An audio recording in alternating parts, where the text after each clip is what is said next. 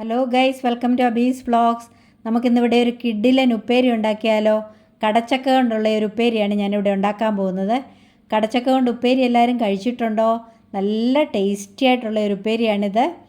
അതിനുവേണ്ടി ഞാനിവിടെ 2 കടച്ചക്ക എടുത്തിട്ടുണ്ട്. ഇനി ഇത് ഒന്ന് ചെത്തി ഇതൊന്ന് കട്ട് ചെയ്തെടുത്തുകൊണ്ട് വരാം. കടച്ചക്ക ഞാനിവിടെ അതിൻ്റെ തൊലിയെല്ലാം ചെത്തി കഴുകി വൃത്തിയാക്കി ഈ ഒരു വലിപ്പത്തിൽ അരിഞ്ഞെടുത്തിട്ടുണ്ട്. അതിൻ്റെ കൂഞ്ഞിലെല്ലാം കട്ട് ചെയ്ത് കളഞ്ഞ് എടുത്തിരിക്കുകയാണ്. ഇനി നമുക്കിത് ഈ സ്ലൈസർ വെച്ചൊന്ന് അരിഞ്ഞെടുക്കാം. പിച്ചാത്തി വെച്ച് അരിഞ്ഞെടുത്താലും മതി. നല്ല കനം കുറച്ച് വേണം ഇത് അരിഞ്ഞെടുക്കാനായിട്ട്. അതുകൊണ്ടാണ് ഞാനിത് സ്ലൈസർ വെച്ച് അരിയുന്നത്. കുറച്ച് കടച്ചക്ക ഞാനിവിടെ അരിഞ്ഞെടുത്തു. ഇതെല്ലാം കൂടെ ഒന്നിച്ച് അരിഞ്ഞ് വെച്ചേക്കാൻ പറ്റത്തില്ല, കറയുള്ളത് കൊണ്ടങ്ങ് കറുത്തു പോവും. അരിഞ്ഞത് നമുക്ക് എണ്ണയിലിട്ട് വറുത്തെടുക്കാം.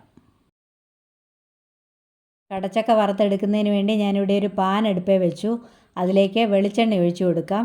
വെളിച്ചെണ്ണയിൽ വറക്കുന്നതാണ് മറ്റെണ്ണയിലൊക്കെ വറക്കുന്നതിനേക്കാളും ടേസ്റ്റ്. ഇനിയും ഈ എണ്ണയൊന്ന് നന്നായിട്ട് തിളയ്ക്കണം. വെളിച്ചെണ്ണ നന്നായിട്ട് ചൂടായിട്ടുണ്ട്. വെളിച്ചെണ്ണ തിളച്ചോ എന്ന് നോക്കാനായിട്ട് ഒരെണ്ണം നമുക്കൊന്ന് ഇട്ട് നോക്കാം. അത് പൊങ്ങി വന്നിട്ടുണ്ട്. ഇപ്പോൾ വെളിച്ചെണ്ണ നല്ലതായിട്ട് തിളച്ചിട്ടുണ്ട്. ഇനിയും നമുക്കിതിലേക്ക് അരിഞ്ഞു വെച്ചിരിക്കുന്ന ചക്ക ഇട്ട് കൊടുക്കാം. ഈ കടച്ചക്ക മൂക്കുമ്പോഴത്തേക്ക് നമുക്ക് അടുത്ത ട്രിപ്പിന് ഇടാനുള്ളതുകൂടി അരിഞ്ഞെടുക്കാം. ചീമച്ചക്ക ഇടയ്ക്കൊന്ന് ഇളക്കി കൊടുക്കാം, അല്ലെങ്കിൽ ഒരു വശം തന്നെ അങ്ങ് മൂത്തു പോവും. നമ്മുടെ ഉപ്പേരി ഇവിടെ പകുതി മൂപ്പായിട്ടുണ്ട്. ഇത് നല്ല ടേസ്റ്റി ആയിട്ടുള്ള ഉപ്പേരിയാണ്, അതുപോലെ തന്നെ നല്ല ഹെൽത്തിയുമാണ്.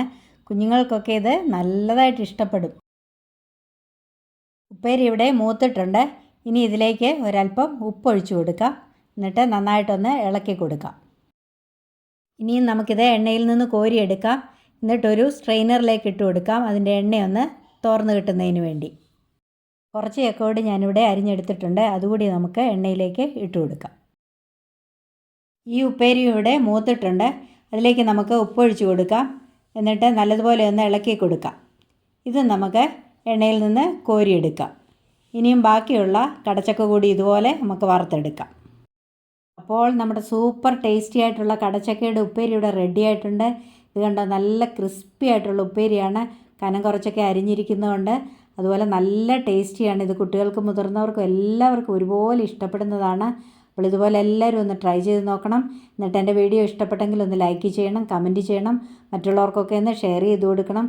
സബ്സ്ക്രൈബ് ചെയ്യാതെ ആരെങ്കിലും ഉണ്ടെങ്കിൽ ഒന്ന് സബ്സ്ക്രൈബ് ചെയ്ത് സപ്പോർട്ട് ചെയ്യണേ. അടുത്തുള്ള ബെല്ലൈക്കൺ കൂടി മറക്കാതെ ഒന്ന് എനാബിൾ ചെയ്യണം. ഇതുവരെയും എനിക്ക് തന്ന എല്ലാ സപ്പോർട്ടിനും നന്ദി. ഇനി മറ്റൊരു വീഡിയോയുമായി കാണാം. Bye bye. Thank you. Take care.